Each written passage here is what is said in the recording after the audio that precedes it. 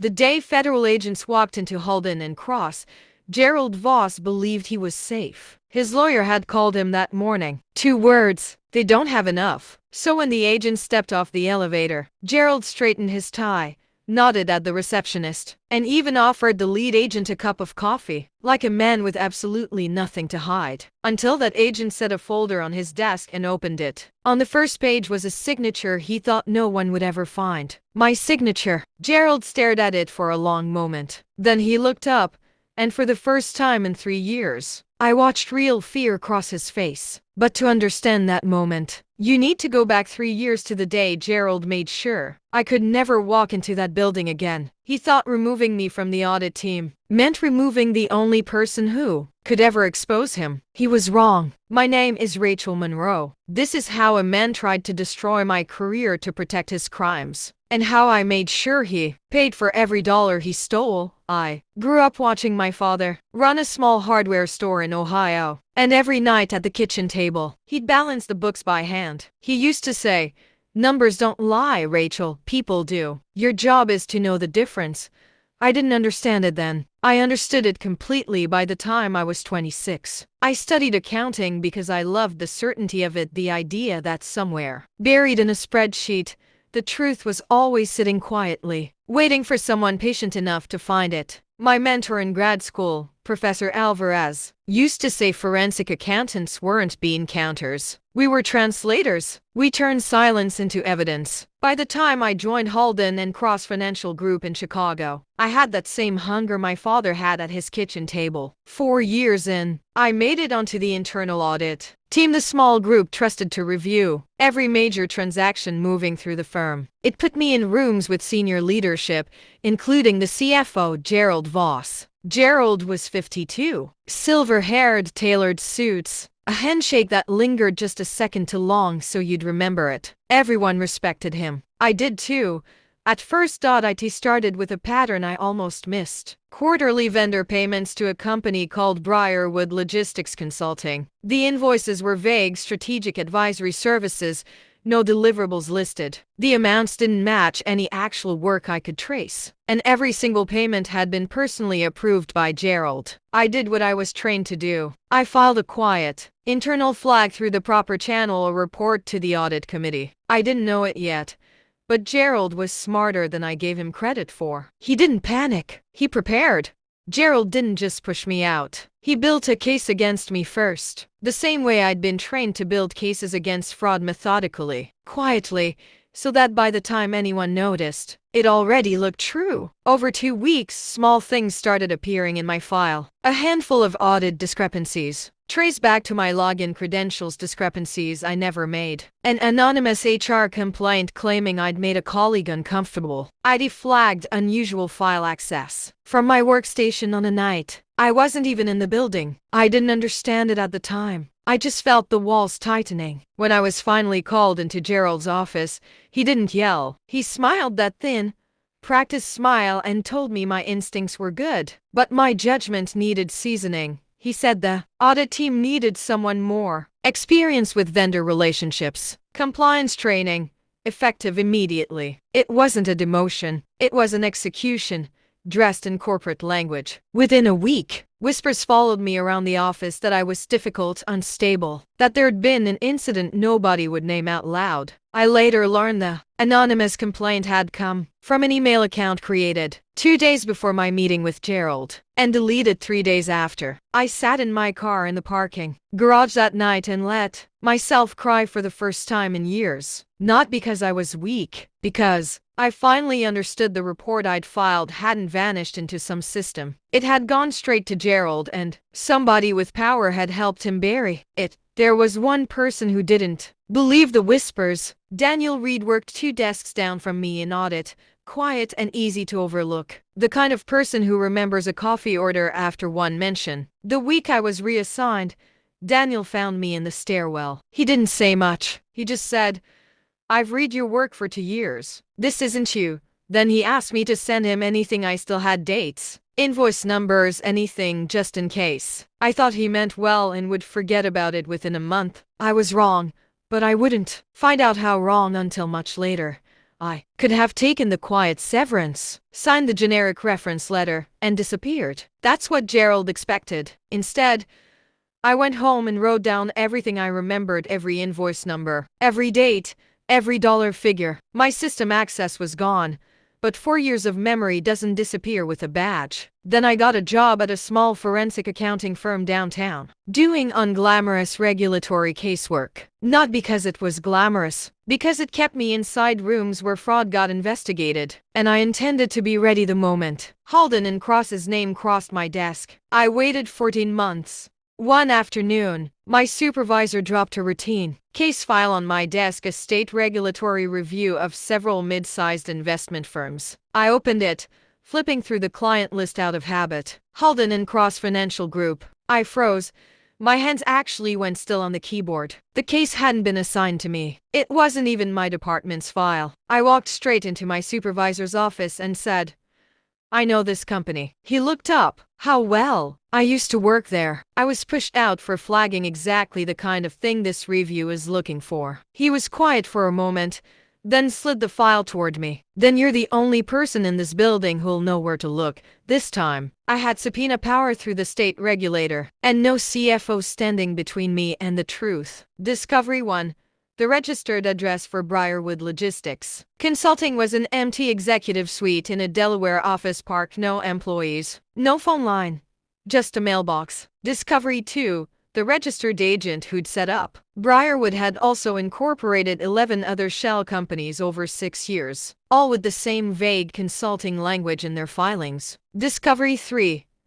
Tracing the payment chain. Briarwood's incoming funds routed through 2 intermediary accounts before landing in a trust. Voss Family Holdings LLC tied to a property in the Cayman Islands. Discovery 4. Buried in an email chain from 3 years earlier. Gerald had made one mistake. A message to a consultant about invoice timing had accidentally CC'd his personal email address. It was the first hard link between Gerald the executive and Gerald the owner of the shell company. Discovery 5.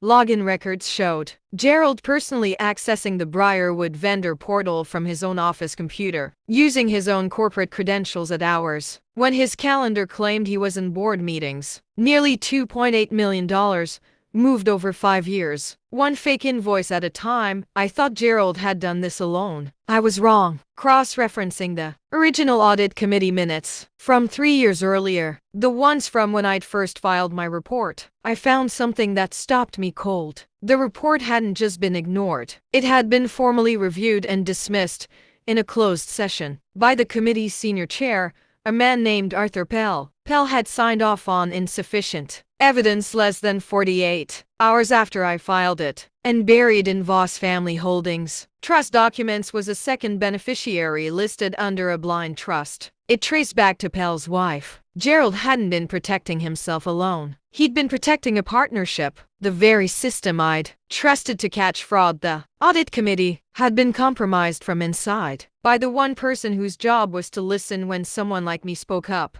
That changed everything. This wasn't just a fraud case anymore. It was a cover-up with a second name attached. Fraud investigations move quietly, but not invisibly. 3 weeks into the regulatory review, a subpoena for old vendor records landed on Halden and Cross's compliance desk, and Gerald, still CFO, still saw everything that crossed that desk. He didn't know who was running the investigation. Not at first, but he recognized the pattern of the questions: too specific, too accurate, aimed exactly at the parts of Briarwood that mattered. It didn't take him long to find my name on the regulator's formal request. He called me directly, not through a lawyer himself. "Rachel," he said, like no time had passed at all, like we were still colleagues catching up, "I heard you're involved in this review. I just want to make sure you're being careful." "Careful of what, Gerald?" "You know how these investigations work," he said, his voice smooth, almost kind. "Memory is a funny thing. Sometimes old employees remember things differently than they actually happened, especially employees who left on difficult terms." It was the same tone he'd used 3 years ago in his office.